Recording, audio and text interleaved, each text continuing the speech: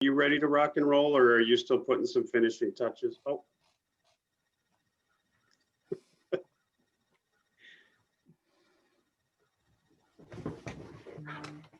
Good morning, everybody. This is Eric with SSIS Training. As always, we want to give everybody a chance to get logged on and get situated, get that last minute coffee, and we'll get started here in about a minute.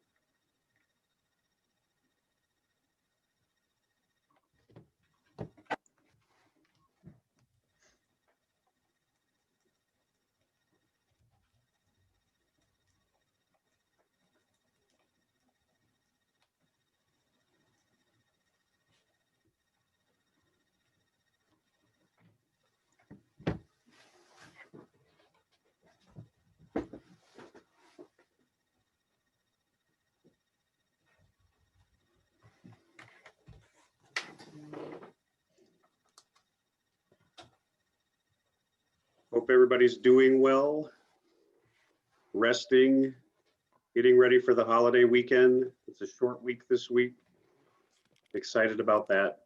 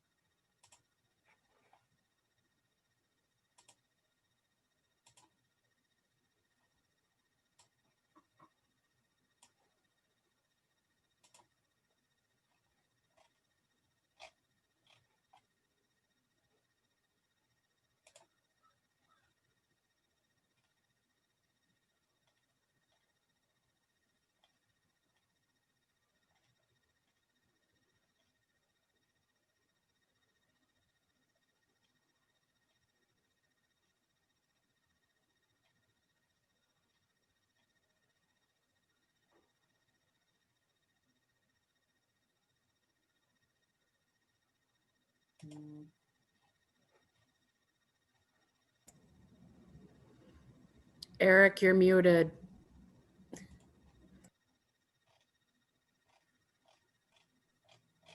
I have to say that all over again. Good morning, everybody. My name is Eric, and I'm the SSIS training lead here with the Training Academy, as well as Child Safety and Permanency. And I'm here with many amazing panelists who are going to get us through our presentation today. So a couple of topics will be presented to you today. One will be kind of a high-level overview of SSIS as well as SSIS resources available for adult protective services. And then we're going to end today with an overview of SSIS release 20.4, which will be released on November 30th, so tomorrow. And we're going to go over some key information related to that. A couple things before we get started, just a couple housekeeping details.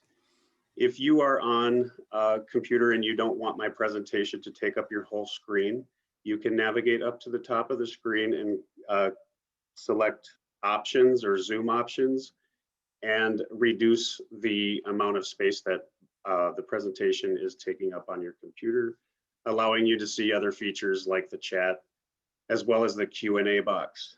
And for those of you seasoned professionals who've done a mentor coffee talk before, you know that we prefer to have questions and answers done through the Q&A feature. So if you navigate to the bottom of your screen, you'll see a menu that pops up, and you can slide your Q&A into there, and we will have Kelli answer those questions, or one of the panelists will be monitoring that Q&A and throwing those questions at us intermittently throughout our presentation. So again, questions and answers go in the Q&A, and then we'll also put some things in the chat, links to resources, etc., if we're called upon to do so. So again, before we get started, I want to thank everybody who has taken the opportunity to take the mentor training assessment that we had sent out at the beginning of November. I'm going to put a link in the chat to that survey if you have not had an opportunity to take that. And I'm going to confer with Heidi after our presentation today and send it out in a mentor blast as well. So that link for the training assessment is in the chat right now. Please copy that link and take the training assessment after today's presentation, if you would. We have 213 respondents, so I just want to thank everyone who's taken the time to help guide us as we move through these, as they say, unprecedented times and try to figure out how to meet county and tribal needs at this time. So without further ado, I'm going to hand the mic over to Kelli and have her introduce herself. Well, good morning. I have to tell the group here, I'm amazed at how many participants we have. It's great to see everybody logging on and familiar names for that matter. This is one of my favorite things to do, and working with the SSIS team and Eric is a blast. So I'm hoping that you all enjoy this presentation as well. I am in the Adult Protection Unit at the state of Minnesota. I've been there since 2014. One of my key roles related to those that are attending today is to be the link between the Adult Protection Unit and SSIS. So I work pretty strong with Eric. I work pretty consistently with Eric in regards to a lot of different topics. When we move forward in regards to our agenda, you're going to see everything that we do with the Adult Protection Unit with SSIS. So we have a lot of ties and partnerships with them in regards to a lot of things that make the program run smoothly. So with that said, I don't know that any more intros necessary. So if you want to go forward, Eric, we'll get it going.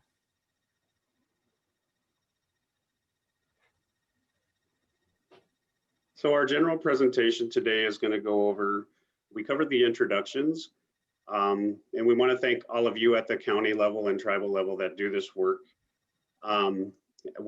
It's sad that we can't do, kind of a round robin and get to know everybody, but one of these days when we return to in-person training and in-person mentor visits, we'll have an opportunity to do that. We're going to go over a general overview of adult protection in SSIS, policies and roles in SSIS, SSIS APS worker training, and training SSIS mentors and the APS partnership.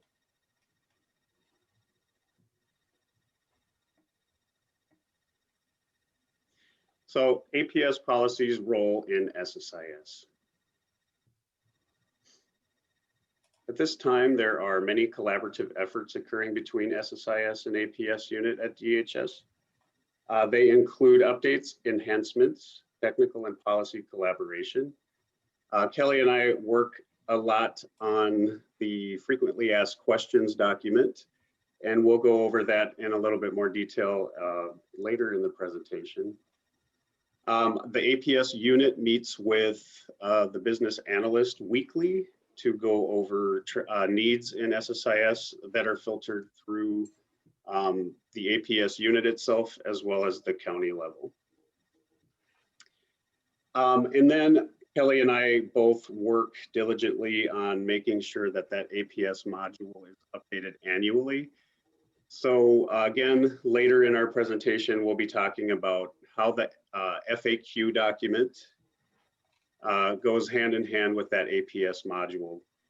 Because we are only updating that module once a year, we have to put some FAQs in a secondary document. The most common contacts with the SSIS help desk related to the APS program, and Kelli, you can feel free to step in here. I'm sorry, let me backtrack a little bit. Another way that the APS unit and SSIS relay information between each other is with the SSIS help desk. Yep, so to add on to that, whoa, I'm echoing. So to add on to that, it's important as mentors to know that anytime something is submitted to the help desk, if the action that occurred is more than 72 hours old, it has to come to policy. So the process is that when you email the help desk, if it's past 72 hours old and it doesn't meet the criteria for an auto approve, it gets sent to our email and then we review it. So just to give you some examples of what that might be, like an incorrect decision in the AMR tool, which an example would be you selected open for investigation when in fact you didn't want to open for investigation. Another example would be when workers open up an APS intake and they convert it to case management. As a result of that, those workers at the end of their investigation can't do documents that are required as part of that. And that becomes problematic as well. Another one would be the county did an investigation. They're 2-3 months in, and all of a sudden they realize they're not the lead investigative agency. So they literally need to bounce that report back to MARC, the Minnesota Adult Abuse Reporting Center. That's the acronym for it.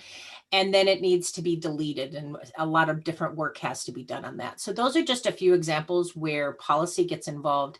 And I do believe, for the sake of you guys as attendees, as mentors, this is something fairly new. Probably in the last 3 years, we really started to enforce it more so that we understand that the decisions that are being made at the county level are based on the policy, whereas the help desk deals with a lot of the technical.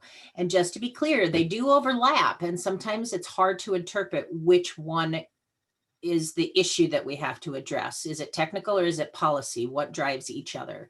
So we're not going to spend a lot of time on that, but we wanted mentors. I really wanted mentors because I get a lot of emails that I have to do a lot of research on, and it's really important that mentors understand that. So I just wanted to give 2 shouts out on that. The other thing that I have been doing with another partner in SSIS is the SDM tool e-learning suite, and that has to do with our structured decision-making tools. So basically, the partnership screen, there's a lot that goes on in regards to how we work together with adult protection.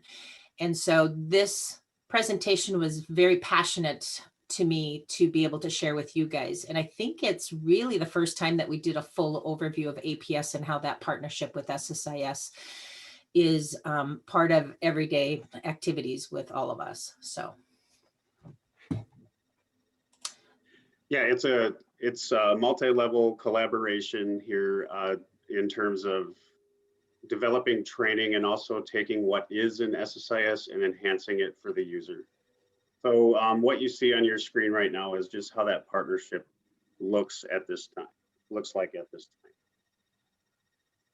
We will be giving you links in this presentation. I know that Heidi sent the presentation out last evening. So there are links embedded in this PowerPoint presentation to a variety of the resources that are going to help APS workers who are using SSIS. This is a look at the DHS Adult Protection Unit. It's kind of weird to look at everybody's pictures there. So we're a very small unit compared to child welfare, compared to other programs within the Department of Human Services. And so just to give a brief overview, Margie handles all the operations in regards to the Minnesota Adult Abuse Reporting Center. In addition, Danae is the contract administrator. So those 2 people those positions were created as a result of the rollout of the common entry point being the Minnesota Adult Abuse Reporting Center. Joe is our research analyst. He's about 2 years, maybe 3 years into our unit. Our unit had never had a data specialist, and Joe does an amazing job updating our dashboard, which is a public website for all of our data, and collectively providing data for Angelo and I, and we'll get to Angelo and I in a minute.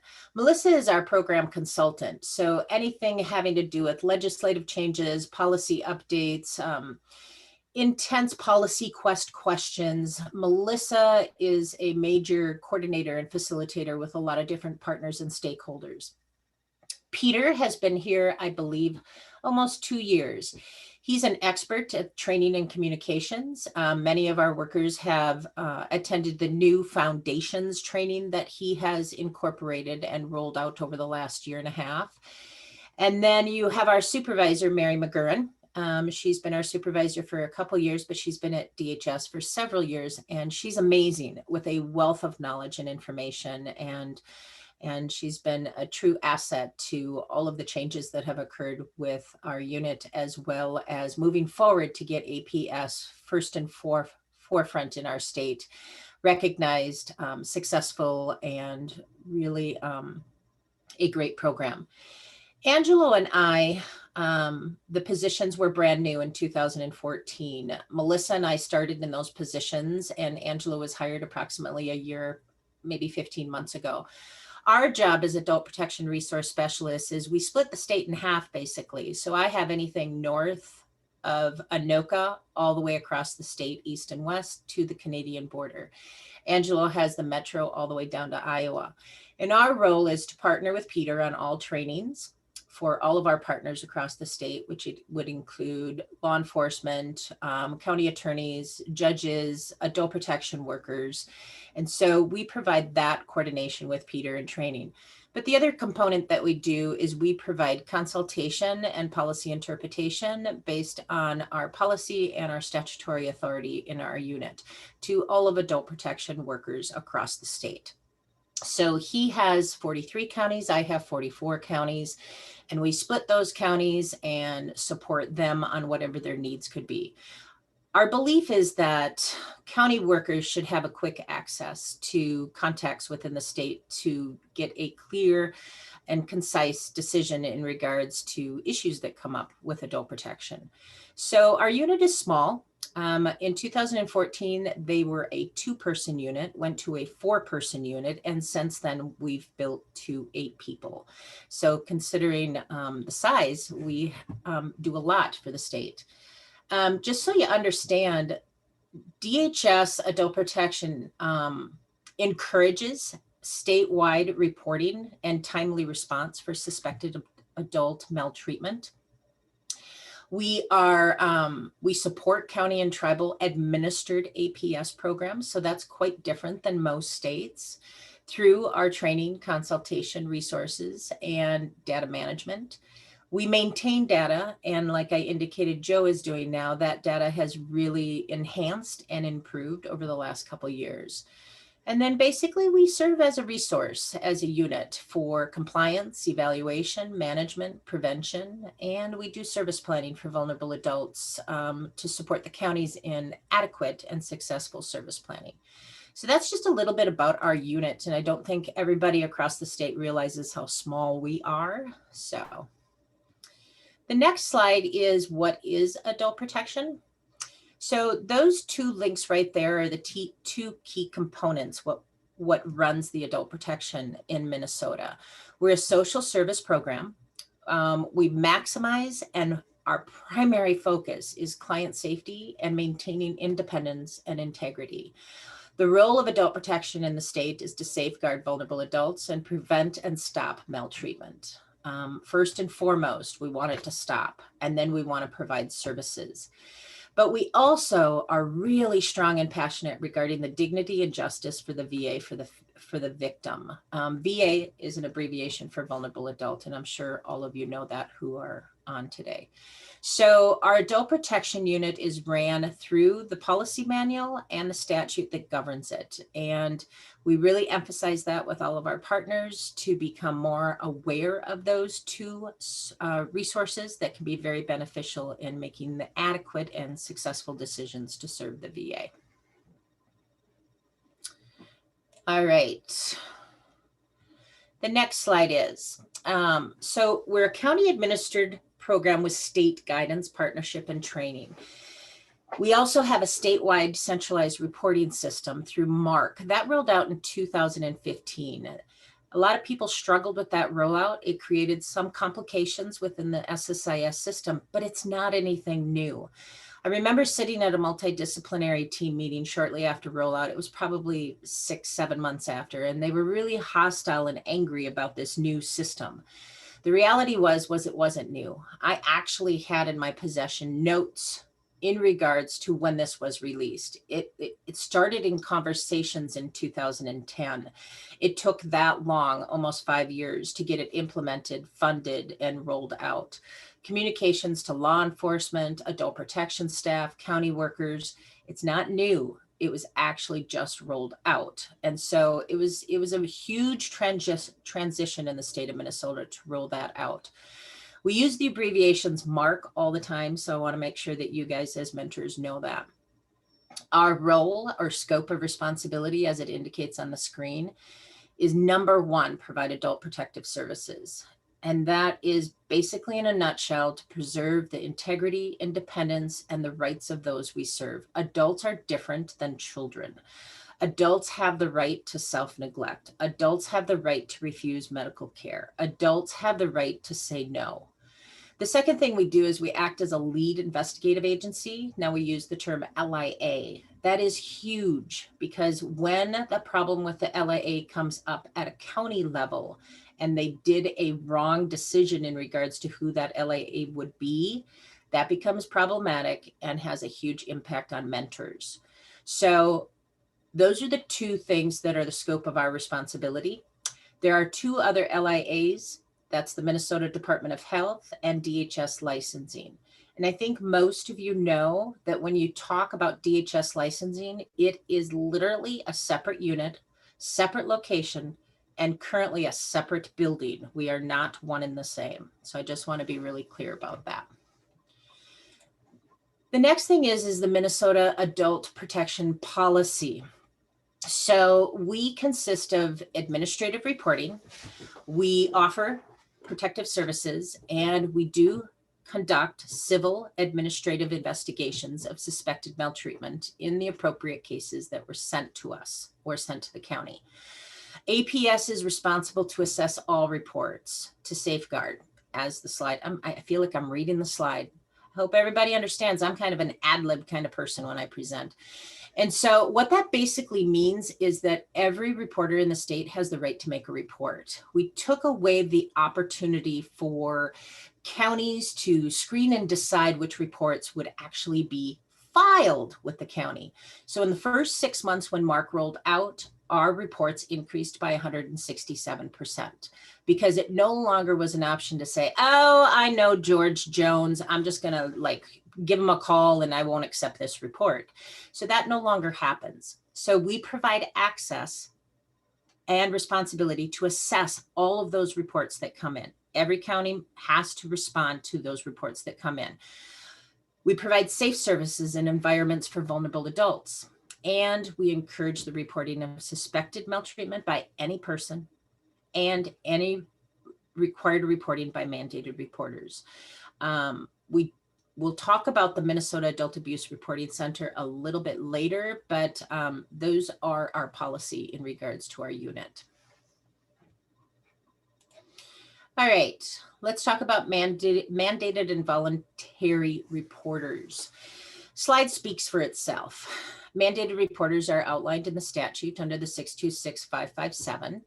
And then we have voluntary reporters, which is everybody else, including, it could include the vulnerable adult themselves. So reporting is really important. We've increased our numbers tremendously by having a one-call number.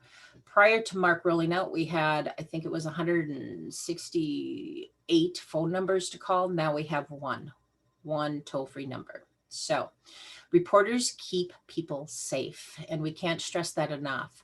Anytime a reporter calls me on the intake phone, I say, when in doubt, report. If your gut tells you to report, report. And so we just wanted to make sure you guys were aware of that as well. The next slide that we're going to go into is a transition slide to talk about the Minnesota Adult Abuse Reporting Center. I don't know if any of you have ever attended our presentations regarding MARC, but it's an awesome program, and we have some awesome agents that work at 3 different satellite offices to provide this system of reporting.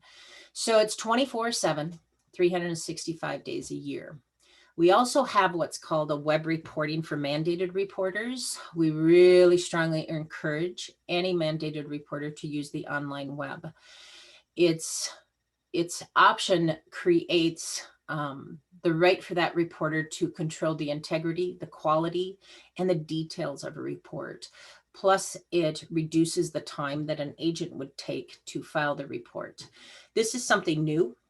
Our state had never had it, so having this online tool has been very advantageous for reporters. And I always jokingly say that if a law enforcement officer with 25 years of experience can finally email me and say, all right, Klein, I finally can do a report in 15 minutes. I'm not going to complain about it anymore. So it's new, it's a little different. And I say new considering the fact that it's been available, I think, for 4 years. We just want people to move forward and accept the fact that it exists and it's there. So the other option is to telephone. All voluntary and or mandated reporters can use the telephone to call in, and the number's listed in front of you. The one thing that we've seen over the last several years is that we need to remind folks that MARC is not 911. There have been situations where if somebody calls MARC and needs law enforcement, the problem that comes into play is that MARC will dial 911, but it could end up being 911 dispatch from the metro when in fact the situation or incident is in northern Minnesota. So when you call MARC, one of the first things they're going to ask you in the prompted messages is, if this is an emergency, hang up and call 911 from your area. And so we want to make sure that you guys understand that, and that's prefaced. All right, the next slide that we were going to mention is the fact that there's a flow that happens with MARC. And as techie savvy people on this call today, we think it's important for you to understand that. So nursing home incident reports, they're not a report of maltreatment, but they are filtered through the Minnesota Adult Abuse Reporting Center. And so it starts with them. It starts then and moves forward to the online report, whether by phone or by the online system that's used by mandated reporters. And then it goes to 4 different areas. And so just to be clear, this is kind of like a great flow because number 1, it goes to the Civil Lead Investigative Agency. And as we talked about, that's either MDH, Minnesota Department of Health, DHS licensing, or a county agency. Next, we assess risk of imminent harm to the VA, and that's called an Emergency Adult Protective Services. Now, as mentors, you will hear issues of problems that come up because EPS could have been recommended, and the flow of how that works, especially if the report is not, and the county is not the LIA for that EPS, it's kind of been a little complicated for some workers across the state to understand how that flows. Okay, so EPS is important for you guys to understand because workers or counties could get them all by themselves and not be responsible for an investigation. So we want to make sure that you guys understand that as mentors. In some cases, EPS may also be a phone call to the county. A phone call to the county from DHS licensing or the Minnesota Department of Health. Now, what happens with those calls is that MDH calls and says, we just received a report. We have major concerns regarding this facility. We're asking you to open up an EPS report and go assess the situation. So when that happens, Eric and I have set up policy and the frequently asked questions as to how to move forward with that. Hence why we were super excited about sharing this whole presentation with you as mentors, because now you're going to have the tools to know exactly where your workers need to go and what they need to do. So EPS can be twofold. It can either be system generated or or it could result in a referral for it. And so we want to make sure that you understand that. The next thing that Mark also does with all reports is when a crime is alleged in a report or a suspicious death, they cross-report to law enforcement. This is really important because for years, the partnership between law enforcement and adult protection wasn't always consistent across 87 counties and the other 2 lead agencies. So now law enforcement gets this report sent to them through a secured email, and that email then holds law enforcement responsible to assess and review that report to make a determination if they believe a crime has occurred and if they're going to open it up for investigation, which then creates another partnership with our lead investigative agencies to work with. The last thing that Mark does is when a report has suspicious death reported within it, it automatically makes the referral to the medical examiner and the Ombudsman for Mental Health Developmental Disabilities Office. That's statutorily required. So this is the flow of Mark, and this is how we go from a report to 4 different responsible actions that the agents or the tool has that communicates with other partners. And so we just wanted to make sure that you guys understood that. The next thing is what Mark does not do. So these agents answer the phone. They're very scripted. We actually gave them the script. We told them what questions to ask. We gave them leading questions to ask as follow-up.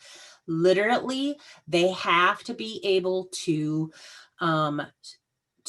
stay on script. They do not screen reports. Okay, so we get a lot of calls from our units that say, hi, I filed a report last week with you guys, and I'd like to get an update. Anybody who calls Mark will automatically say to them, we do not respond to questions. We cannot give updates to cases. Please call the Adult Protection Unit.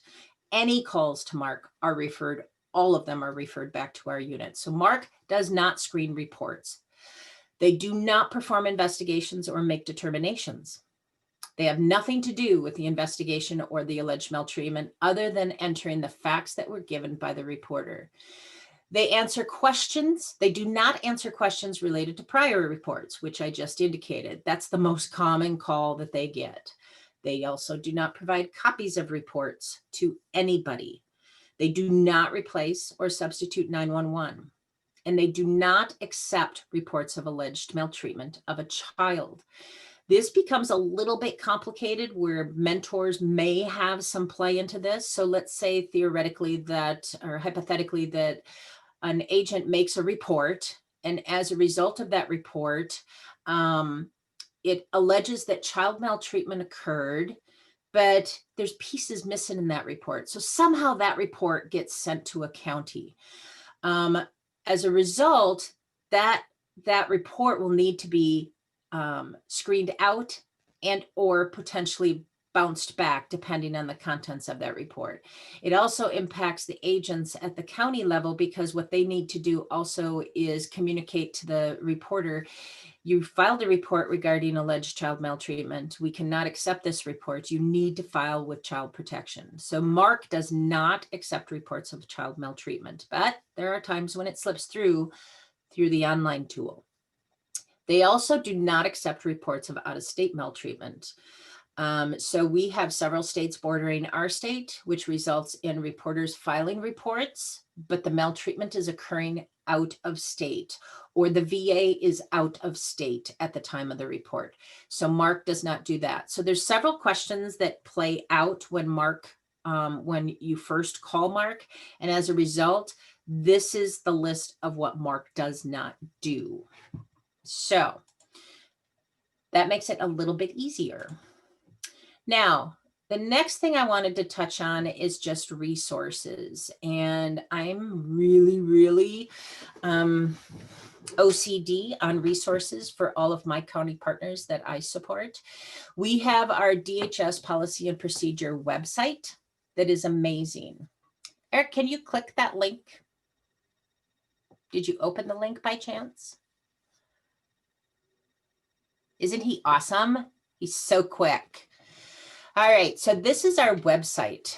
If you open up the little icons down there for mandated reporters, you will find all sorts of resources for everything that you need. As mentors, your county may decide that you are considered as an employee of their agency a mandated reporter. So all the links for mandated reporter training is there. You'll see our statutes are there. Our contact information is there. Our policy guidelines.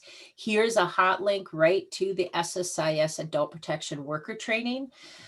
We strongly encourage everybody at the county level to attend our trainings and go through the SSIS Essentials as well as the APS training. SSIS crew, especially Eric and a few other folks, have done an amazing job on the APS training. It's really been fun being part of that. So hot links in there as well. As you go down the list a little bit further, you will also see resources for training right on the top of that right there. And then you'll see our policy manuals. And then you'll see our statutes. We have 3 core statutes that run, and each of those statutes, Eric, you don't need to link it. Each of those statutes go to the Minnesota Reviser website. I kind of joke with my county partners and I literally say to them, how do you not know the 5572 by heart? I literally carried that with me for 6.5 years. Every time I went anywhere for a consultation, an interview, a contact in the community, I carried those statutes with me at all times. And so I am one of those people that preface that to all of my county workers. And I know that there's some county workers on here, so I know that you know that I do that. On the bottom of our website is additional resources. We have a huge list of different resources. Each provides a whole avenue of additional tools. Eric pointed out, and I want to make sure we preface that, the Minnesota Adult Protection Structured Decision-Making Tool. Mentors may have some things that come up with their adult protection. There's been some questions as to if all county employees. Just got a question, Eric. We'll bring it up in just a minute. So the SDM tool is also a manual that we use. That SDM tool is used to screen, assess EPS and strengths and needs and safety plans. So if you haven't had a chance to just look at it, there's a lot of tools within SSIS that could be problematic for workers, not understanding how to maneuver them, not understanding how to use them. And as mentors, I think that you guys are in the same spot as maybe Eric and I or other panelists, that sometimes they come to you with those questions. So it was really important to me to make sure that you guys know that these tools exist. We are a very transparent unit, and we want to share everything that's available for anybody who has anything to do with APS. And I think that covers it. We have some questions. Would this video be saved? This would be a great resource for supervisors and mentors. Eric? Yes, we do record these presentations and provide them afterward. Okay. You do have to, when we do send out the link, you do have to register as if you're registering for the Zoom over again, but then you'll be able to see the presentation itself. Next question from Anne. Does Mark add the participants from SSIS detail? We have a huge issue with participants being added to the SSIS system, having unknown perpetrator listed as person. I'm not going to read the whole thing. It's all there. Anne, you are right. It's the #1 complaint that we get. Now, here's why. The agents do not have access to Lindex. We do not want them to have access to Lindex. That provides them a full opportunity to see anything and everything in SSIS and all players within SSIS. So they do not have access to Lindex. We preface and we ask county staff to emphasize anytime they have an opportunity to re-educate a mandated reporter or a caller for the details that would avoid unknowns, that would avoid multiple entries within, that give error reports within SSIS, that have clearing issues.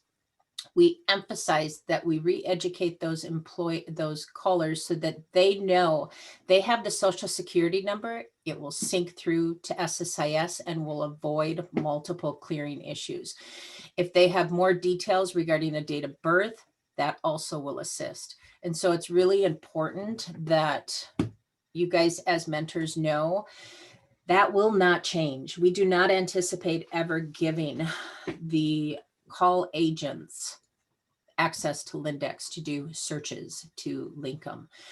With that said about the unknowns, unknown AP has been a very common situation. We teach our adult protection workers first and foremost, one of your first contacts should be a call back to the reporter. I think that I'm guilty of saying to all of my workers in my area, did you call the reporter back? Well, no, the report was pretty suffice. And, I didn't think I had any more questions. The policy manual and the statute requires an interview with the reporter. And so we always encourage them to call them back. This is their opportunity to ask more questions, get more information. And first and foremost, support your mentors so that they don't have to deal with clearing issues. To be able to ask those questions. You indicated the name was Bill. Is his name William? I mean, clarify all of those details. And so we train our workers and we encourage them to do that phone call to the reporter. We also encourage them to correct anything that's incorrect on the reporting form or the format or areas that they did not answer that would be problematic systemically when the report reaches the county. And so that partnership and coordination is kind of shared by all. So I hope that answers your question. Not probably the one you wanted to hear though. So a question snuck in on the chat. There has been some question as to if all county employees are considered mandated reporters. Does it apply such as if you are an office support worker or in accounting? Each county determines and assesses the rules and guidelines for their own agency. There are some counties that don't view case aides or office or accounting support. However, I strongly encourage anybody that works at the county, including mentors, to be knowledgeable about your responsibility regarding protecting the information that you see. So I would advise those individuals with those questions regarding who's a mandated reporter to go back to your supervisors and ask them. It needs to be clarified. If you are a mandated reporter, you are required to complete the training annually. And that is required in statute.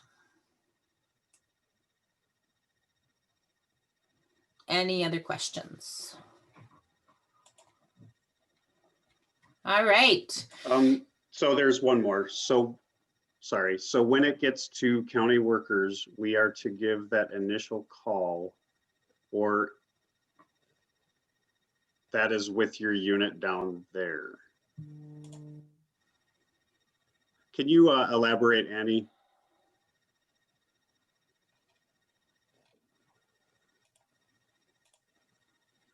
To the reporter. So when it gets to county workers, we are doing that. No, the call doesn't come to us, Annie. So you get a MARC report, and the MARC report gets sent to the county, and the county is the LIA. Okay, and the lead investigative agency. If anybody forgets the acronyms that I shared, please pipe up. So when the report comes to your county, part of the role of the intake and assessment at the county level, based on statute and policy, is that they call that reporter back. Now, I know that adult protection across the state are not just doing adult protection. I've been there, done that, worked at the county for over 27 years. I was at county in different jobs. So I get that we multitask, but the reality is that call to the reporter does several things. Number one, it can clean up and help answer questions that are not available in their report. Number two, it educates them. And third and foremost, it's part of the responsibility. They are filing a report. If this goes anywhere down the road in a due process of any kind of criminal or appeal or disqualification for that situation, that reporter could potentially be asked to testify. We want cases to be clean and concise and detailed with facts. And so calling that reporter back is the responsibility of APS at the county to gather more information, confirm receipt of the report, and then get any details that they need to make the system work smoothly, such as social security number, date of birth, full name. That, Katrina, that decision is the decision of each adult protection unit. Each county is different. Sometimes they have an intake unit, sometimes they have a screening worker, sometimes it goes straight to investigations. Literally with 87 counties, I would guess that we have 55 different ways to perceive how that protocol is with each county. So it varies. So can you see my question and answer screen when it comes up? I can. I also just popped it up. Yeah, so I pop it up. You can't see mine because it's on top of your screen, Eric. But yeah, I just popped it up. All right. So I think we got all of those good questions, and I'm really glad you guys are asking questions. That's what makes training fun, when you guys engage with us. So awesome. So that kind of is the overview of the adult protection unit. When I was first asked to present, Eric is really the expert in regards to SSIS. I've been in SSIS since this baby rolled out, this grandfather of systems. I mean, I don't even know how many years ago that was. I think it was a long, long time. So only I've 20 years old. Come on now. How old? 20. See, Cynthia, I've been around for a long time. So, but we really thought it'd be beneficial for you guys to get a better understanding of APS with mentors. And I know that I've done some presentations here and there, a few different comments or engagements. I think I've been to St. Cloud twice with you guys as mentor, but anything I can do to make your job a little smoother and give you the tools to be able to understand APS a little bit more it's going to make our world, all of our worlds, easier. So good questions. I think I'm done with that section, Eric. Yeah, so the next slide discusses the SSIS adult maltreatment module, and we referenced this at the beginning of our presentation. This is the SSIS walkthrough from intake into that assessment investigation work group, and the information that workers are really truly going to need in order to be able to find things in SSIS as well as enter specific data. So I'll just go ahead and click on the link here for you. I'm sure you're all familiar with the adult maltreatment module. The real heavy lifting with this module was done by a colleague of mine, and I've just kind of taken it on to update it annually. So there is a table of contents for information that you're looking for that will bring you directly to where you want to go. Kelli stated that you can do the Control F and control to find certain bits of information in this module as well. So basically it goes over locating the adult protection services intake, the adult maltreatment report review, and a lot of the structure of this module was likened or built from the training that we offer for new workers as well. So we walk through all of the different tabs, you know, what the different sections on each screen look like, etc. Is there anything that you want to add to that, Kelli? Yeah, I don't think that workers really truly understand that this is at their fingertips. I want you to right click anywhere on the screen, Eric. Okay.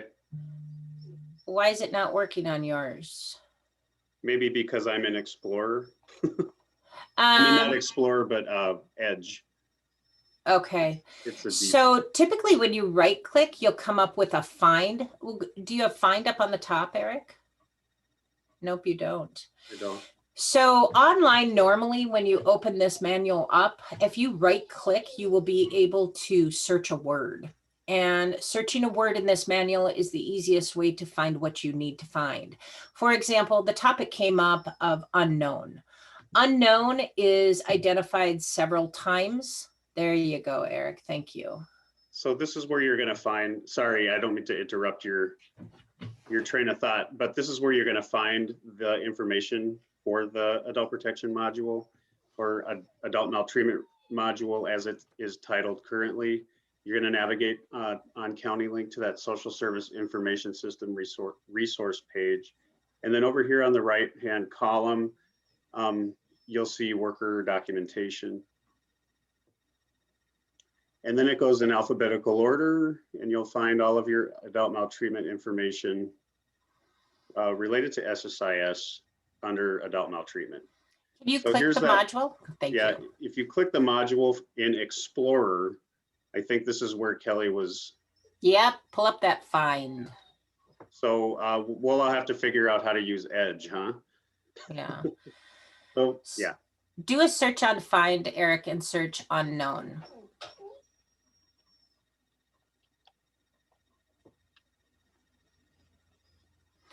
So there's 69 different ways, but I'm telling you, this is so much easier than trying to read 69 pages because all you have to do is hit next, next, next, next. Literally the unknown, the area of concern that people had in regards to the comment, we explain how to deal with the unknown. Now, with all due respect, I get it. Mentors, most of you are very detailed. You don't like seeing multiple people and multiple clearing issues. Because the option for the AP unknown is to enter a description and remove the unknown. And so that's in this module.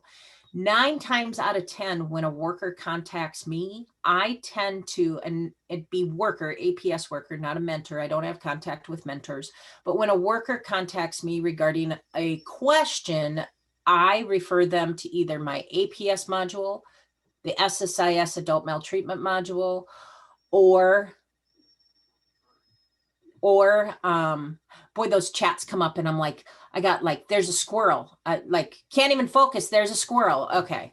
I don't know if anybody else does that. I do it all the time in my household. My husband do walks too. around and says, oh, there's a squirrel, because I just changed the topic really quick.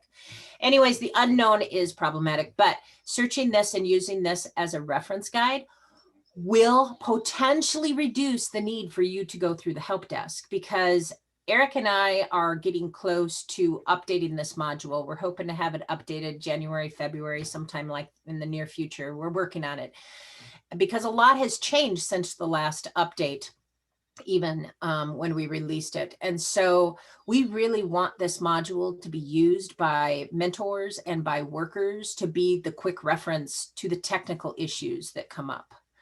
Control F is the keyboard shortcut. I just right click, Melinda. I could never remember a Control F. I need that cheat guide in front of me. Anyway, so yes. So I wanted to make sure that we do that. Somebody had questioned, go to the Adult Protection Worker Training site, Eric, right there. Okay. Yeah.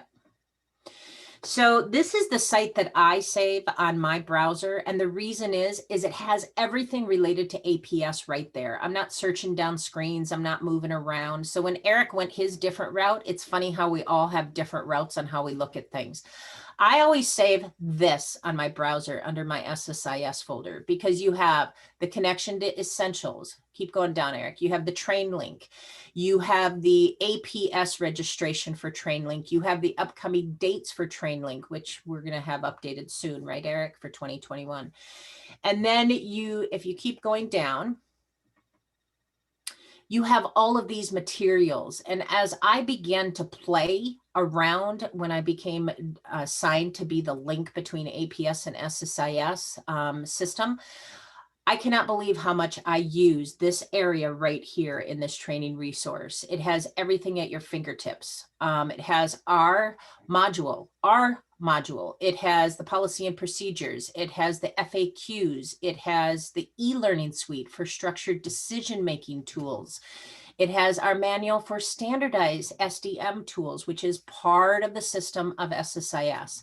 So I can't preface enough, and that's why I asked Eric, that's why we set this up like this. This was going to be really ad lib, kind of flow by the moment kind of presentation, because this is a tool that is amazing, that I really see that needs to be advocated, shared, and really used more than it is. And as we continue to update it, it's going to be an awesome thing that you guys will have at your fingertips. I'll go ahead and throw the link. Well, the link is in the PowerPoint presentation, Right. but I'll throw the link to this page in the chat as well. Well, and like I said, I saved this because this has got everything. It's the APS SSIS. So it's like one-stop shop for everything. So. And then somebody had asked where it is on the resource page. I'm just going to navigate back to the SSIS resource page. And again, show you that under worker documentation down here, maybe I should annotate and highlight it a little better, because everything kind of jumbles together on this page. And I know that we keep saying we're going to redesign it, but other things come up. So this worker documentation right here, that's where you're going to find a bunch of different resources. Mm-hmm. I know I found a clearing document in there. And a lot of the documents on this page are, really old. So we understand that those need to get updated slowly but surely. We got several documents in the work right now, kind of while live training is down. So look out for those in some upcoming SSIS updates. But anyway, back to adult maltreatment. You're going to find that here on the worker documentation page under adult maltreatment. Yep. And then we also have the adult protection in SSIS frequently asked questions. I'm going to just, instead of hitting the link, I'm just going to go back to that page that we were on. And that is also located under the adult maltreatment module on the worker documentation page under SSIS resources. So can you click that? Because that's one of our next slides, Eric. So this, I just want to tell everybody that Kelli and I collaborate on this quarterly, and it coincides with the SSIS releases. So right now we are working on the 4th installment of this FAQ. And the reason why we designed an FAQ is because we only update that module once a year. It would be really difficult to format and go in and change all of the information in the module quarterly. So we just have this separate document to throw together some frequently asked questions that come through the help desk, as well as SSIS release information. Now, a couple of things on this. Right now, the way it's structured is that there's FAQs kind of enmeshed with release information. And we had originally thought that that would be a good design so that you could see FAQs as they come out, as they relate to the release information. But there are some FAQs that come in that don't relate to the release information. So what I'm trying to say is we are redesigning this document now to have the FAQs lead the document, and then the release information will follow the FAQ portion. Sorry, I'm tripping over my words here. Scroll down. Yeah, can you scroll down a little bit, Eric? Yep. At the end of the year, what Kelli and I do is we look at all of the FAQs and the release information, and we blend it into the module for the latest update. So in March or April, when we release the new version of the module, it will incorporate all of the information you see in this FAQ. And then there will be a 2021 FAQ released with, 2021 SSIS update information and frequently asked questions. So the reason why it's so important for mentors to know this is because if you get posed a question by your staff, and the question goes to the help desk, and for some reason it's missed or goes to the help desk, they're going to refer you back because the answer to resolving the issue could potentially be in this FAQ. And so that's why we thought it was so important for you guys to understand that this FAQ exists, that it's important anytime you're dealing with APS issues regarding the system, so that you use it and go back to reference it. Eric, can you scroll up on the FAQ just a little bit so we can give some of the hot topics maybe no, down, I mean. Like I want to go to a different, keep going.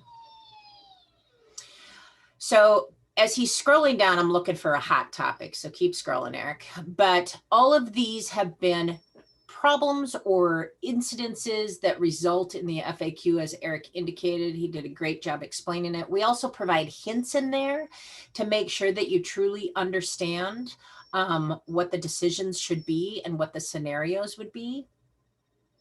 Okay. Duplicate allegations.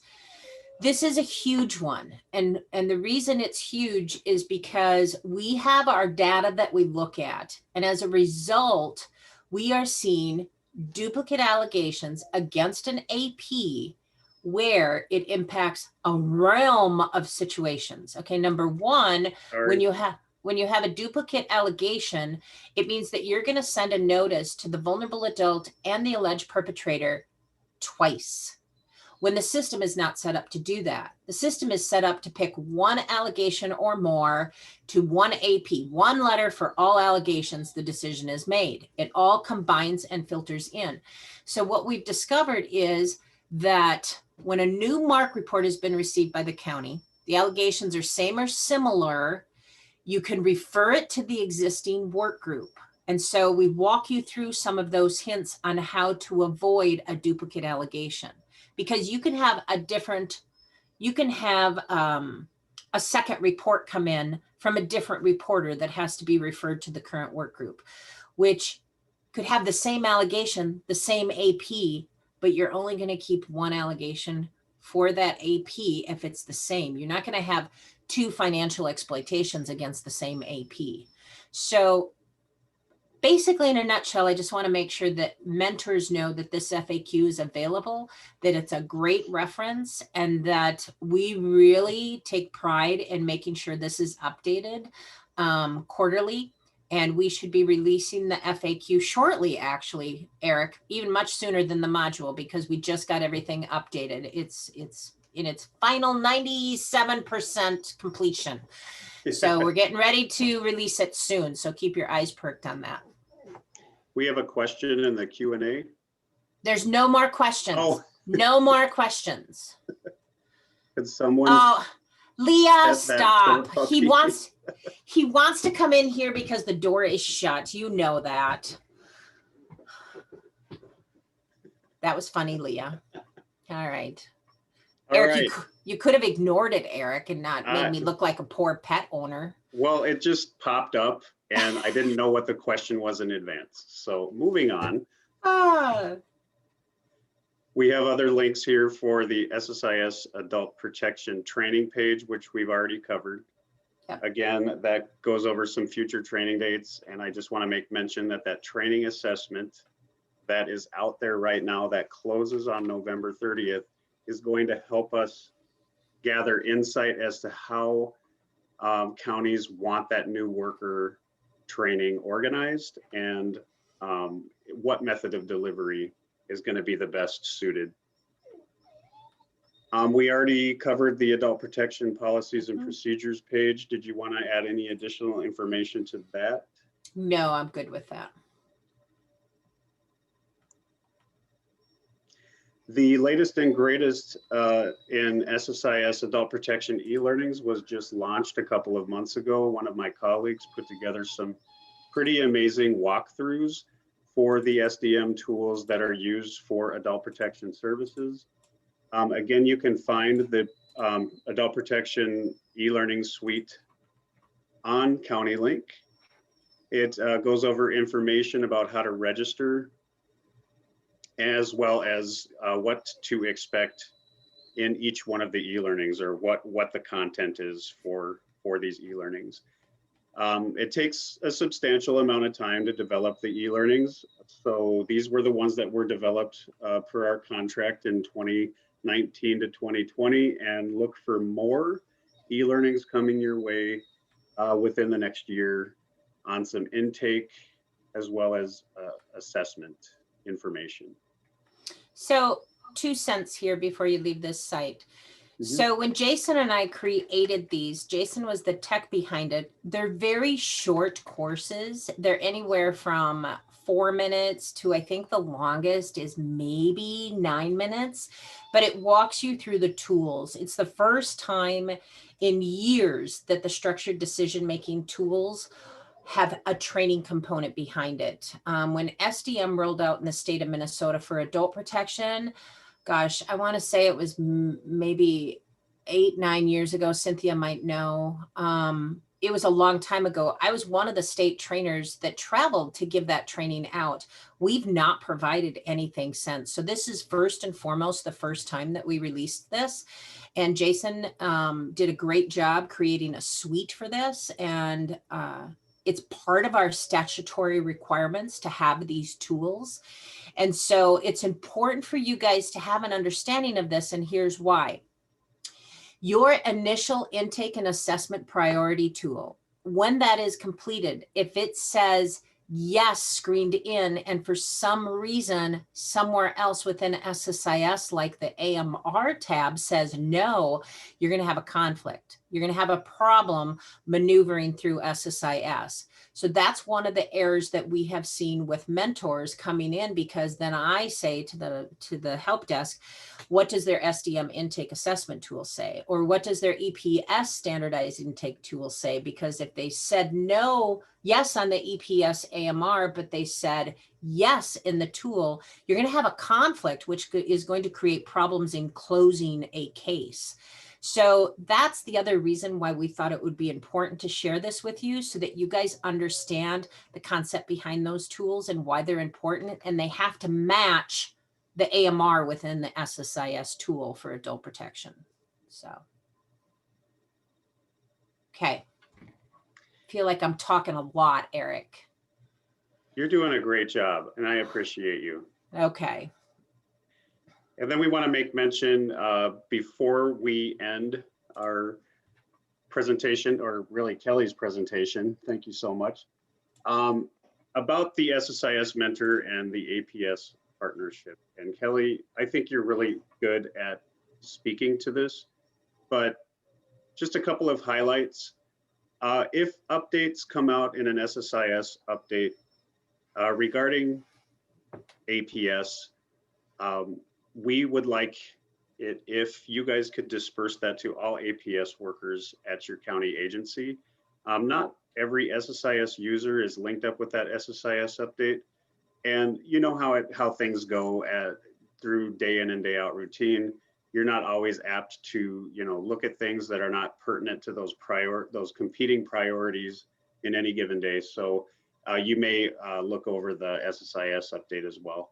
But we really want to make sure that the information that's coming out, because as Kelly and I indicated, we only update that FAQ quarterly, but if something is more timely that needs to get out to our partners in the county, we will more than likely put it in an SSIS update, unless it rises to the level of an emergency situation and we need to send out an email blast. But we really just wanted to make sure that that information is getting dispersed in a timely manner, so everybody's on the same page.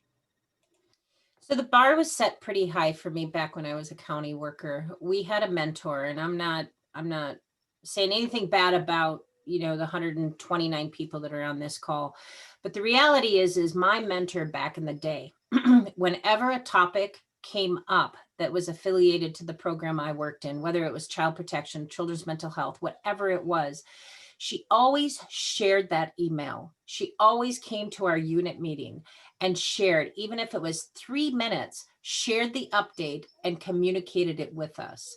And so that's the component of this whole purpose of this slide.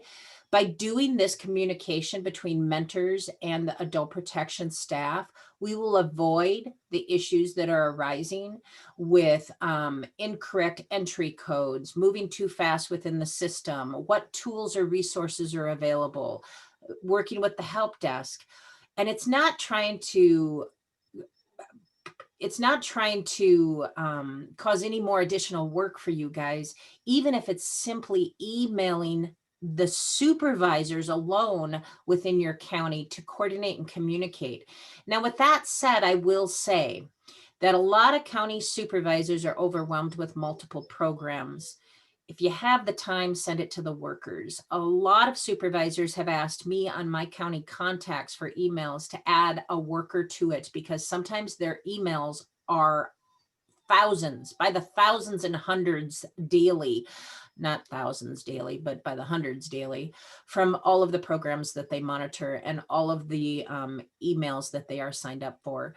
So walking away today, the only thing I can plead with you guys as mentors, please communicate. When you get updates from Eric or this team through SSIS, we need you to communicate with your APS partners so that they are well aware of what is coming up.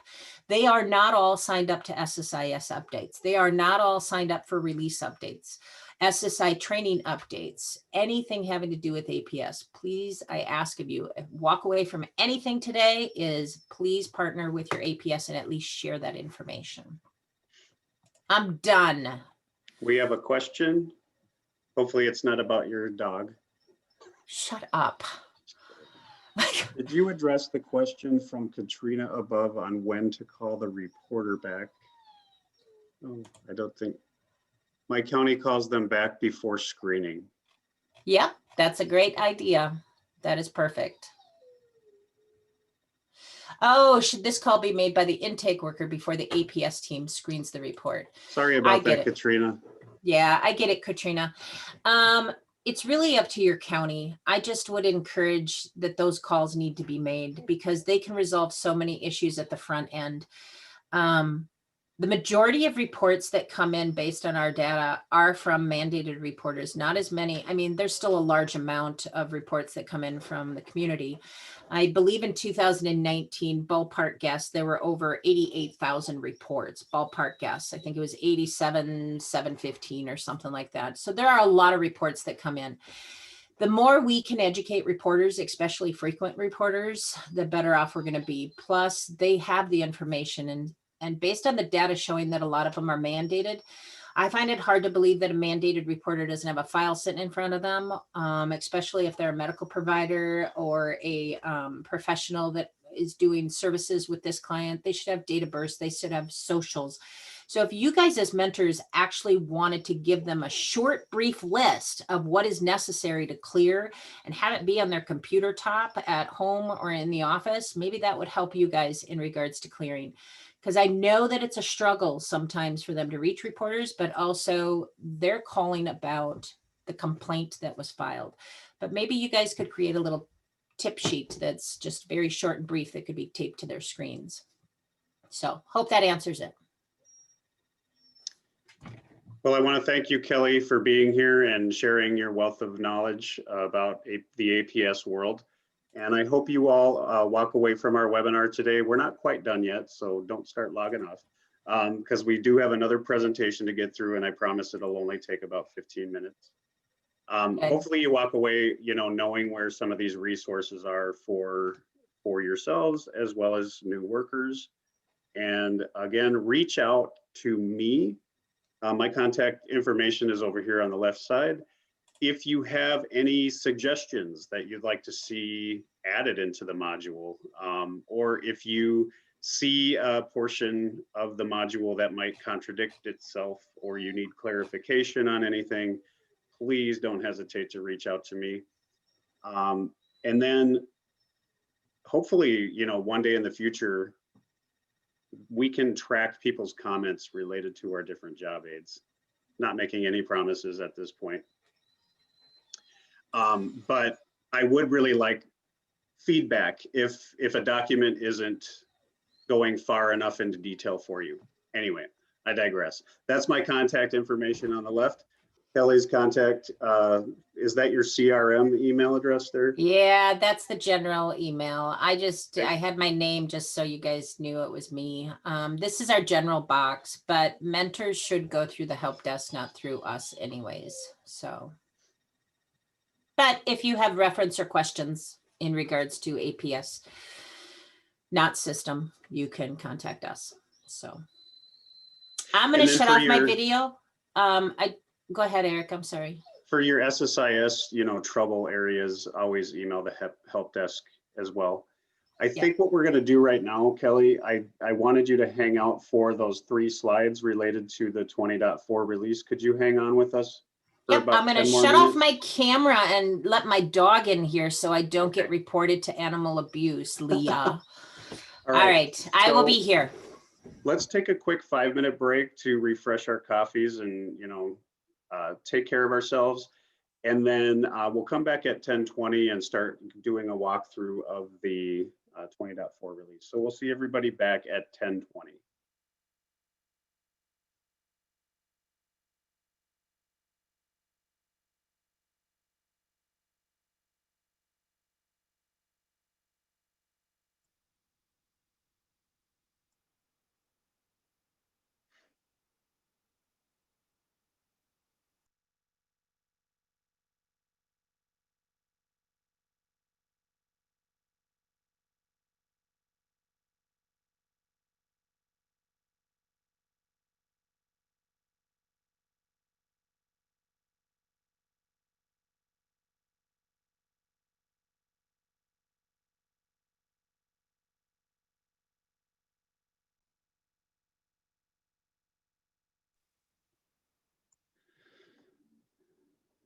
And just a quick check-in. We'll get started here in a couple seconds.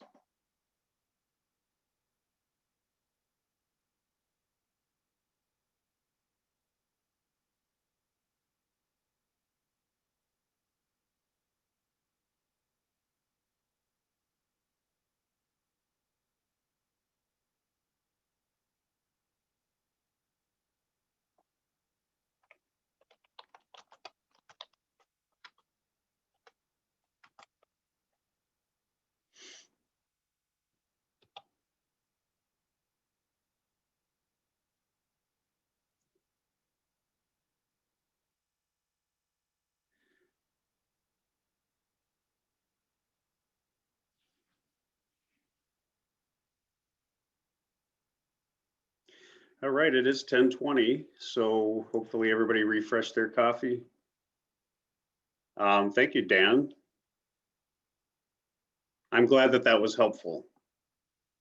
Always send feedback our way. We don't do any type of training evaluation after this, although maybe we should, to kind of gauge where, what people are taking away from it. So thank you, Dan, for that comment. Kelly, are you there? Yes, I'm here. All right, I'm gonna just fly to the end of this presentation and we can cover those APS topics really quick, okay? Okay. So everybody close your eyes while I jet through the presentation here.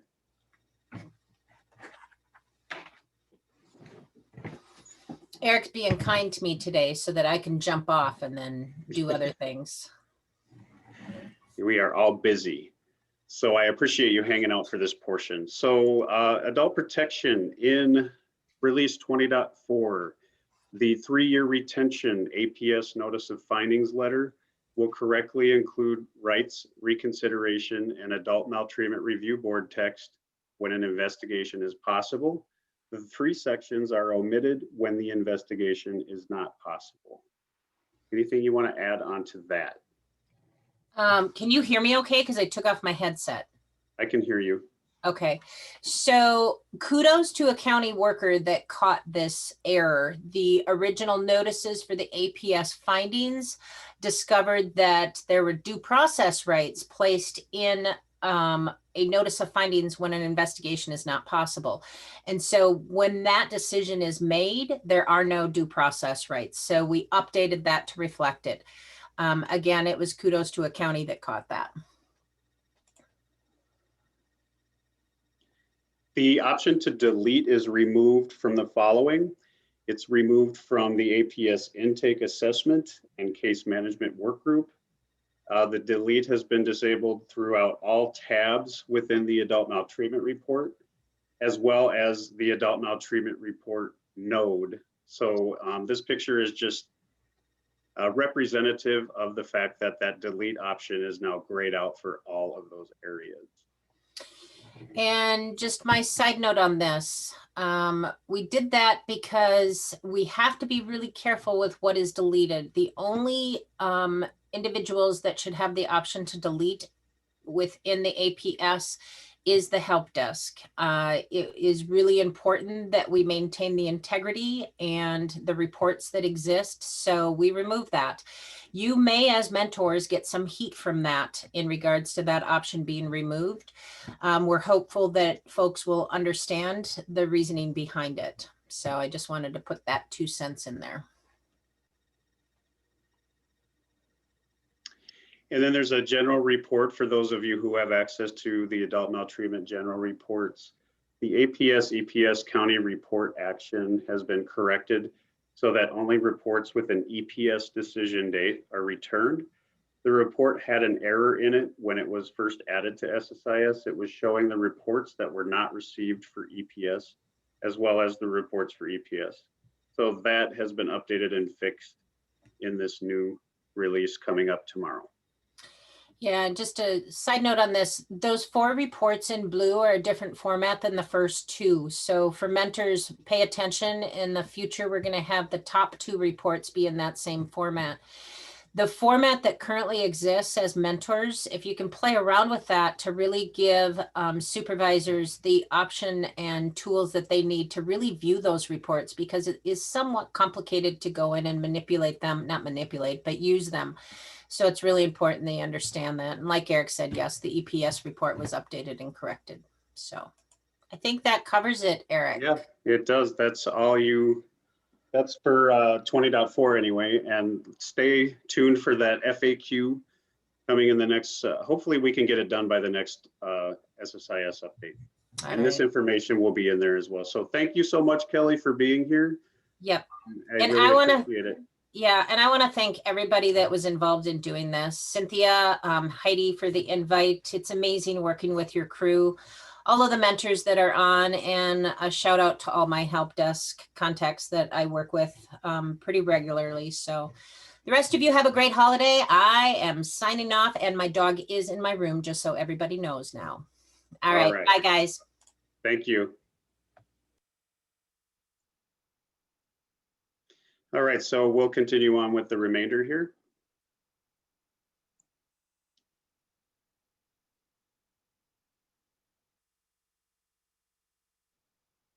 So for the application server itself, their alerts are added to SSIS to notify users of upcoming releases, warnings of critical defects. The message will display at opening, logging on, and logging off of SSIS. Users can view previous alerts by clicking on the Systems Alert menu option in the File menu on the main SSIS screen. So off to the left here is what that alert will look like. You can click Next to go through other alerts, or if you want to keep in the know about alerts that may have gone out that are not showing up for some reason, you can look in your File menu here under these System Alerts. 2 new fields are added to the Child Observation Interview section of the Victim Information tab in the Child Maltreatment Report.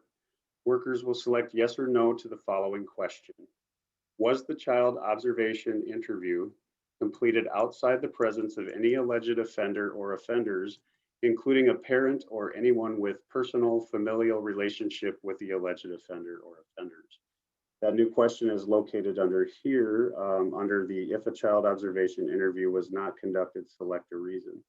So that new question is here. If the answer is yes, the worker is done. There's no further information that's needed. However, if the answer is no, then the next field enables and becomes required. So if no is selected, you want to select a reason from the drop-down list. Again, this is on the child maltreatment report as you are completing the assessment. SSIS now correctly converts child maltreatment report allegations from intake to assessment. It will no longer combine them if they are the same allegation for the same victim in the allegation detail. This was mostly occurring when alleged victim description and or alleged, you know what I'm trying to say. Okay, alleged victim description or alleged offender description. If these fields were filled out, then allegations tended to combine, and that is no longer going to happen in 20.4 going forward. Next, we'll talk about documents and templates. There's not a whole lot of updates to documents themselves, except for because of the recodification of some of the Minnesota statutes regarding child protection. The documents have been updated to say Minnesota law allows rather than quoting statute information.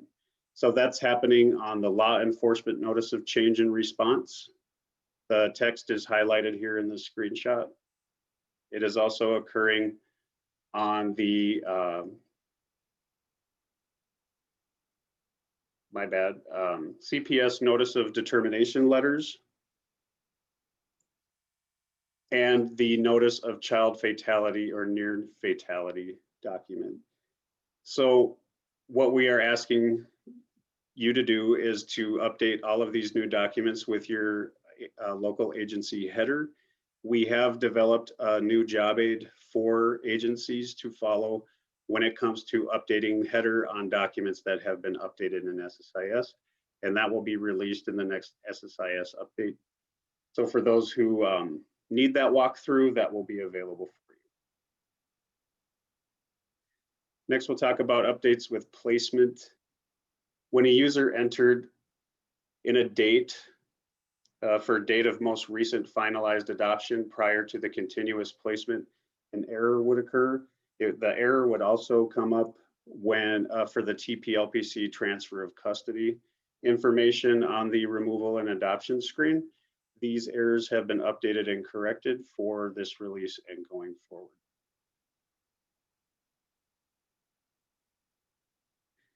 There's a new siblings tab in the continuous placement folder under the permanency node. It includes information for worker verification before submission to the Adoption and Foster Care Analysis Reporting System, otherwise known as AFCARS. Data elements to be collected and submitted are total number of siblings, siblings in foster care, siblings in the same living arrangement. SSIS will report this information based on the sibling information entered in relationships, as well as on the continuous placement and placement location and absence information entered for siblings. When caseworkers regularly verify this information and it's entered correctly, validity and reliability of data is increased. So here's a picture of that continuous placement, and the siblings tab is off to the far right. So this is the first section of that new siblings tab. This section displays all of the child's active and inactive sibling relationships entered in the SSIS relationship screen.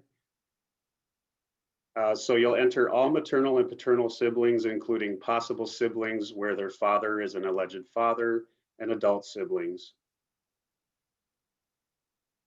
Sibling is defined as one of two or more individuals who have one or both parents in common through blood marriage or adoption. This includes siblings as defined by the child's tribal code or custom. Sibling also includes an individual who would have been considered a sibling, but for a termination of parental rights of one or both parents, suspension of parental rights under tribal code, or other disruption of parental rights such as death of a parent.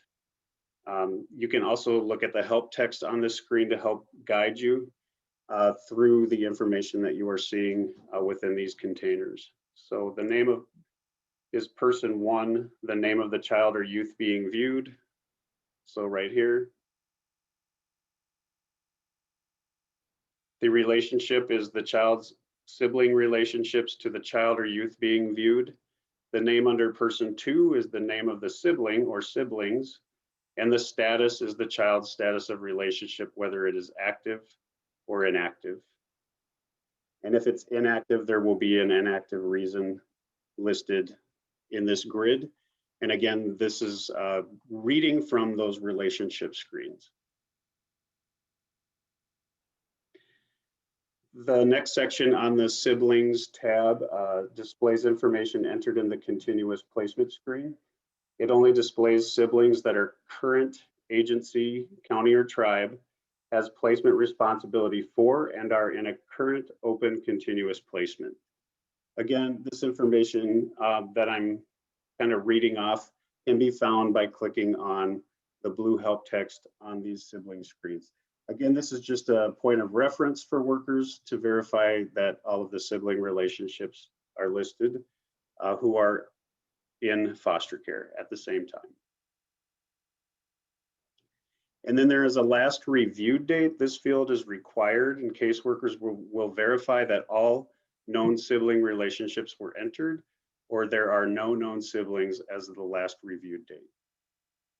A new review is required every 6 months. And I reached out to our partners in Minute, and there is no alert or reminder built in with this. So just data cleanup for now. Data cleanup will alert workers if they try to close a case that they need to go back to this last review date and verify that everything is correct.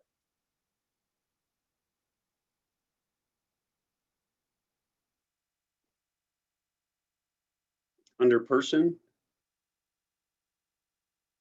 the pregnant and parenting youth screen that was added last released is getting a new data cleanup message associated with it, and that data cleanup message is on the screen before you. A relationship record exists for a youth in a qualifying continuous placement who is the birth parent in a parent-child relationship, and the child was born before or during the continuous placement dates. However, the youth does not have a pregnant and parenting youth screen that indicates they have fathered or bore a child. And then you're to review the screen and update it when you see this data cleanup message. Again, we have the pregnant and parenting youth screen related to the last review date. A pregnant and parenting youth screen with a last review date in the last 6 months is required by AFCARS for clients aged 10 years and older in a continuous placement with a start date on or after December 1st, 2020. So SSIS won't start recognizing this or implementing the data cleanup until 12/1/2020.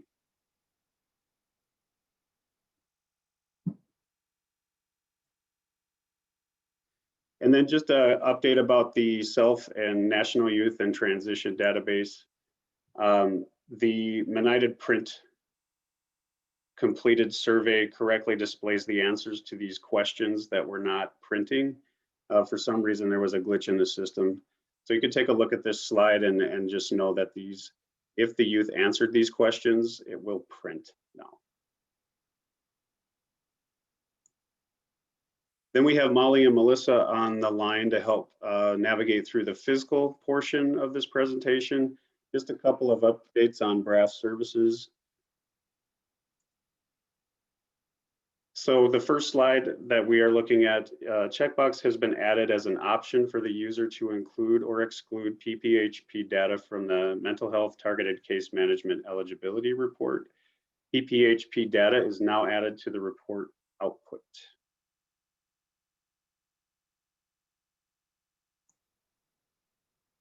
The 2021 SIGR revenue tables were created so counties can generate their 2021 SIGR report.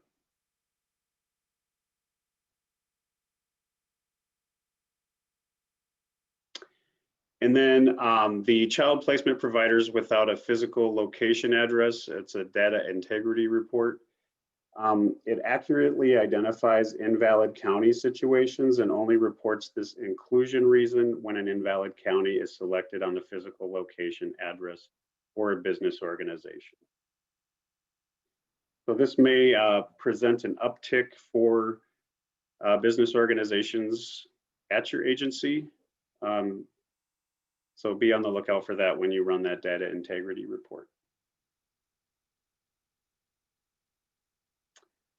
Melissa, do you want to speak to 407 early identification and intervention? I can, thanks, Eric. In 20.4 release, we implemented a new activity for a program called Officer Involved Care Coordination. It's a medical assistance program that covers counties to provide time-limited coordination services. These individuals have to have contact with law enforcement. They have to be screened positive for being in need of mental health or a substance use disorder. They need to be MA cert eligible, and inmates of a public institution are not eligible for these services. This is a voluntary service. Also, your agency, if willing to provide these services, will need to fill out a assurance statement through provider enrollment, and we will have an overview posted on the SSIS resource as to a link for that assurance statement. When your agency becomes enrolled in this program, we've added an activity called Officer Involved Care Coordination, which is under BRASS code 407. That BRASS code is early identification of and intervention. Choosing the combination of those two codes on your time record will generate a non-automated claim in the called time non-automated but potentially billable general report. Those activities that you added to your time record will actually show up as a HCPC code, and that procedure code has an effective date of October 1st, 2020, and that procedure code is T1016HX. Again, those are non-automated code claims, so those need to be billed manually in MMI, or excuse me, in minutes. Again, I'll throw a complete overview on the SSIS resource page if your agency is interested in providing these services. Thanks, Eric. Thank you, Melissa. And now that that information is summarized on the slide that was sent out prior to the presentation, is equipped with a notes section, and all of that information that Melissa just provided will be in the notes section on this slide. We have a question back to the siblings tab. How do we add a sibling relationship if the sibling is not known to SSIS or Swindex? Cynthia, do you have an answer for that, or is this something that I'll need to follow up on? So the question is, how do they do this if the sibling isn't in the system? So would they just add them as a participant? Clear them? Right. So, right. This is really getting at like those sibling groups. They may have a sibling that is not, like a half sibling or something, that is not involved. And we probably need to, reach out and have some more clear definitions about that, because I think that's a good question and it will come up. But if they're not involved in that case, as far as right now, I don't know that we would, our advice would be like to add them as participants if they're not actually participants. Okay. Right. I don't like for the case that wouldn't make sense. Okay. So it would really be the sibling group that is getting that service right now. Okay. Thank you. Next up, we have some changes in language related to BRASS 144 and 644. Molly is on the line to help me with this slide. Good morning, everyone. This is Molly. The Housing Stabilization Services is a new service that was offered effective July of this year, and it's a medical assistance benefit to people with disabilities and seniors to help and keep housing. We've added just some slight language changes to Service 644 that's currently reading as Housing Access Services. That will stay the title through the rest of this year. And then effective January 1st, it will become Housing Services. And then for BRASS 144 service will just be the housing, and nothing has changed for that at this time. And we have added 3 new activities that are available once your agency has become enrolled to provide these activities. Then you'll be able to enter your time, and the activities are the housing stabilization consultation, housing stabilization sustaining, and housing stabilization transition. And right now we do have a little bit more work we need to complete in SSIS for service 144 housing stabilization, or I'm sorry, housing services. So once we get that information all updated in SSIS, we will notify you via the SSIS update that has all been completed. And I will also be publishing a job aid to help workers when entering this time as well. So hopefully that will be out in the very near future. That's all I've got, Eric. Thanks, Molly. Let me get to the security piece of this. So Active Directory changes for those of you individuals who set up new users in SSIS. The Active Directory groups section is going to look a little different. It's going to have checkboxes next to this language here, and then you'll see the coding next to it. Just a slight change with this functionality and view of this Active Directory section. Not much is changing, just the look of it. So we have some questions that I'm hoping some individuals could help me out with. Melanie asks, in reference to the data integrity reports, do we have to go back and add a physical address to all of the providers, even if the case is or has been closed for quite some time?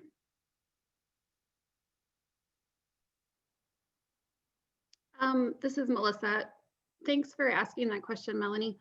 As of right now, we're saying that we don't need to go back. We're actually doing some pretty good investigating on why that report is going back to some of those old dates, some as far as back as 10 years ago. So as of now, just for future guidance, I would just leave those alone, and we are going to be doing, or we are doing some pretty intense research on that. So just leave it for now.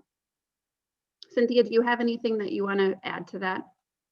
Yeah, sure. I would just say that the most important thing is to run the data integrity reports on a quarterly basis. Some of the things are going to be higher priority to get resolved. Some of the things won't. So obviously, like these, where if they are, you know, the work groups, or we know that they're really old biz orgs or things like that, obviously those are not going to be things that should be prioritized. And like Melissa said, you know, we have a lot of questions about this, and so we're meeting internally to figure out some ways to kind of tighten up those business rules so that they make a little bit more sense for agencies. But if it seems like it's not a high priority, as long as you're running them quarterly for all of the data integrity reports, I would just work your way through the things that seem to be most pressing and current. So I hope that's helpful.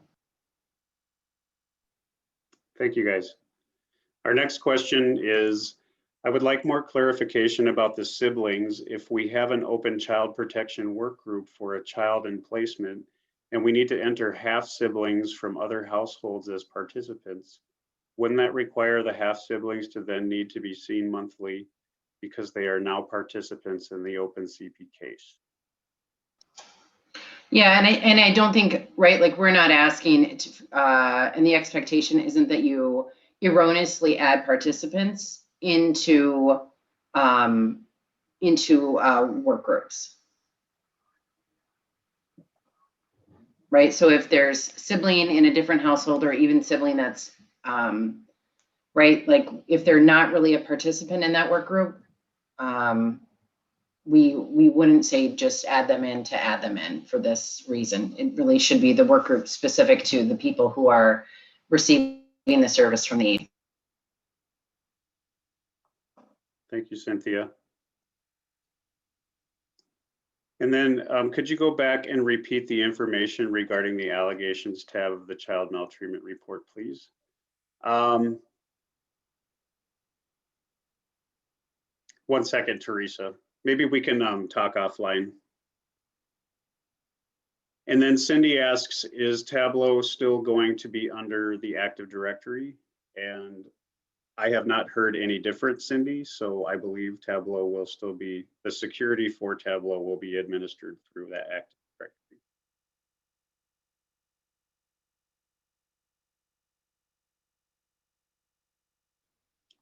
And then just real quick, I know that we've, had you now for almost 2 hours. This is probably one of our longer meetings. I really appreciate this opportunity to be with all of you.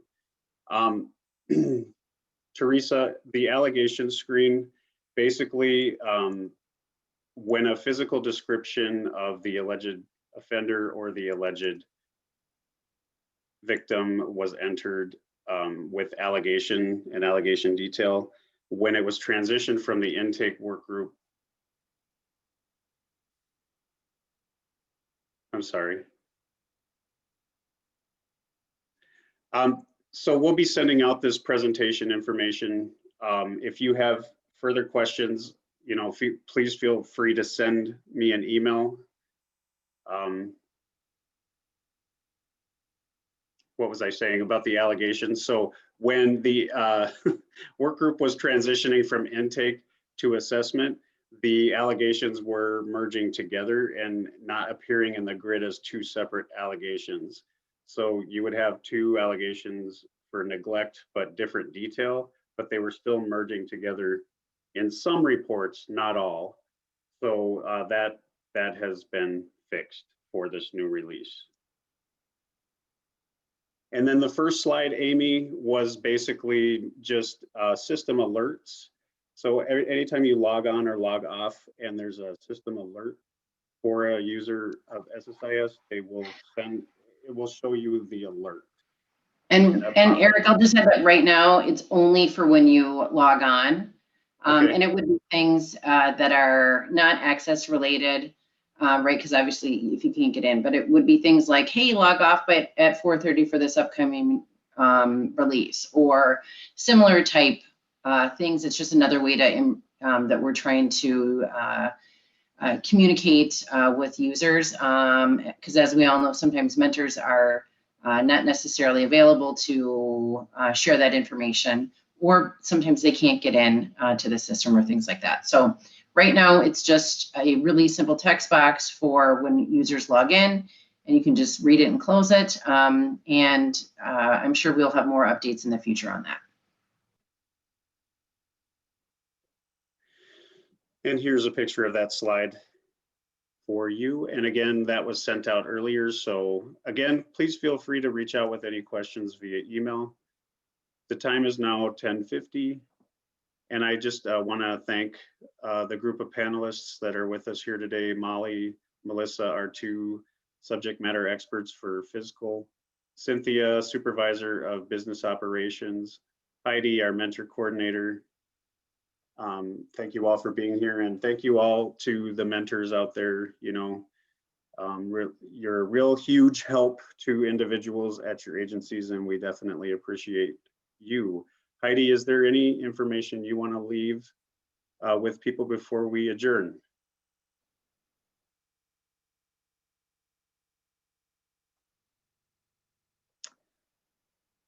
I will take that as a no. So everybody, go forth and conquer. Happy holiday weekend, and take care of yourselves, and we'll see you next time.